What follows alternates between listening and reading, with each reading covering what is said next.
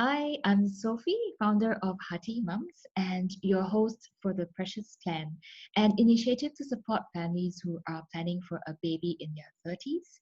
And in this inaugural online conference, we bring together a variety of experts who will share their insights on how you can improve your chances of conceiving a healthy baby and have an enjoyable pregnancy using natural methods. So today I have the pleasure of interviewing Salwa Salim, founder of Mummy's Fertility. And Salwa is a women's fertility health coach, author, and speaker. And during her time in the healthcare profession as a sonographer, she performs ultrasound on women to detect any abnormality that may cause their inability to get pregnant, and her personal encounter with women who were unable to get pregnant despite being medically fit and healthy has led her down the path of understanding and discovering methods to help them with infertility issues. So, to date, her massage clinic in Singapore has helped hundreds of women achieve a fertile body, and many of those have gone to successfully become pregnant and realize the dreams of motherhood. So, today, she will be sharing with us why caring for your womb is important for conceiving. So thank you so much for being with us, Salwa. Please tell us a little bit more about yourself and what you may be passionate about. Hi, Sophie. Thank you so much for inviting me here. I'm really happy to be a part of this initiative. So, my name is Salwa Salim. I am a fertility health coach and founder of Mommy's Fertility Private Limited. I would say my passion would be in women's reproductive health. So I think you've mentioned most of it. My journey started when I was working with women as a sonographer in a private clinic. So what happened is often this woman would come in and for a diagnostic test such as HSG or pelvic exam. And so my job was to perform this test on them to detect for any abnormalities, in their reproductive system. So I'm sure many people who have watched this might have already gone through this procedure, and you know that it takes a long time for each procedure. You drink the water, you go for the scan, you empty your bladder, you go for the scan, and there's the transabdominal scan, there's the transvaginal scan. So I do spend quite some time with this woman in a private room with them. So, and it's often during this time, as I will be searching around, to look for any abnormality, a fibroid or a cyst or extra follicles in their ovaries. And this at the time that this woman would actually open up about their journey with me and for their reasons for coming for the exams. And a lot of time they have difficulty getting pregnant. So what struck me the most was a lot of these women are in their prime age of reproductive, which means a lot of them were below 35 years old. And the surprising thing is a lot of them, they have their results, the end of their results, they are normal, everything was normal. So that raises the question in my head. So if you have if you've been trying to have children for years now, trying to get pregnant for years now, and then you go to the doctor and the doctor say that everything's okay with you, yet you still can't get pregnant. So at the end of it, what will you do? What would be the next step that you want to do if you still cannot get pregnant? So by then, I had already established my business in Mommy's Massage. It's a massage therapy business for women from pregnancy to postpartum care. So, and amongst one of the techniques that is reused in Mommy's Massage is the Malay massage. So, okay, to cut the long story short, after much research and working with my team of therapists, here is the result, okay? So what happens is I have created what I call the MUM massage technique, which means the Malay uterus massage technique, which specializes in womb massage based on the Malay massage, which is called Sengka. And I believe massage therapy is one of the ways for you to be able to take care of your womb, basically, to prepare yourself for conceiving. Wow, that's so interesting. Well, why is there a need to take care of the womb even before conceiving? Can you share with us how, like a specialized massage therapy like what you've created, how can that support the womb and increase the chance of conceiving? Okay, so I think the answer is rather straightforward because your womb is where pregnancy takes place. But I feel that what many people don't realize is getting pregnant is just the first step, and then there's the whole process of sustaining the pregnancy to full term, which is just as important as getting pregnant. I think so much women just focused on getting pregnant but fail to prepare their womb for the pregnancy. In my line of work, I've seen many women who have no problem getting pregnant, but they keep having miscarriages. So if you ask me why is there a need to take care of your womb before conceiving, I'll say for these two things. Number one is to ensure that your womb is in an optimal environment for the sperm to meet the egg, basically for the fertilization to take place. And secondly, it's to be able to prepare your womb, strengthen your womb, so you will be able to sustain the pregnancy from the beginning to the end. And one of the ways is through massage therapy. Wow. That's certainly true, because a lot of people only see the one part and they forget about the rest of the journey. And it's great that you're highlighting this. It's amazing. So what can women expect during a massage like this? How often should they be, having massage, or how long should they be having these sessions for? Okay. Okay. So I think let me just share a little bit more about how massage therapy actually helps the womb directly. So I just mentioned why it is important. So if I can share Sure. how it can actually help support the womb. So in general, for our massage clinic at least, we use as part of the fertility massage, we use the MUM womb massage technique. So this is essentially a deep tissue abdominal massage, okay?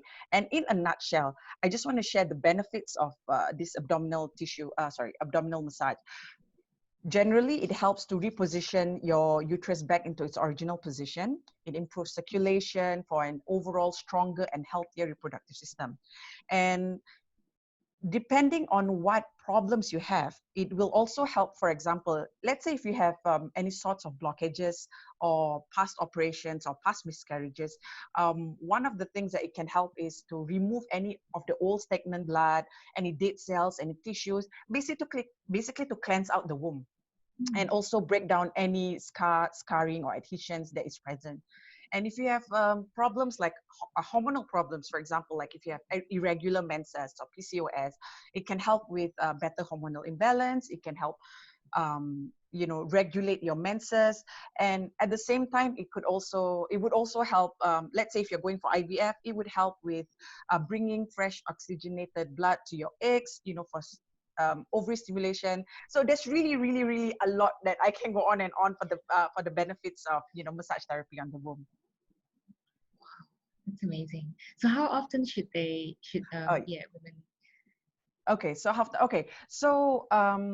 I would say for just like any other forms of therapy, I think it's very important to manage the expectations of people who come and try something out. I think as of any therapy, it's not a miraculous thing. You come for one massage and boom, you get pregnant. It's something that has, like exercise, like physiotherapy, like acupuncture. Yeah, it has to be consistency and has to be over a long period of time. So I would say for our program, at least, for the first month, you come at least 4 times. We call it the first cycle.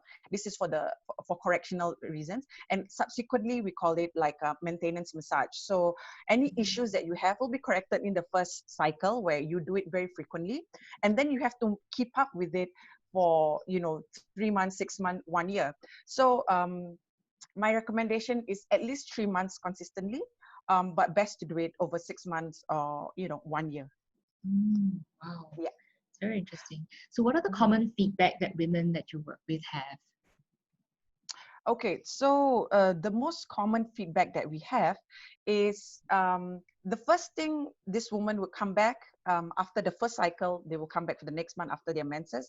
The first thing they would notice is their menstrual symptoms would have gone down. For example, they will have reduced cramping or pains and reduced moodiness. And the second thing that they would notice is in their menstrual blood, which is the color, volume, smell, and days of menstrual cycle.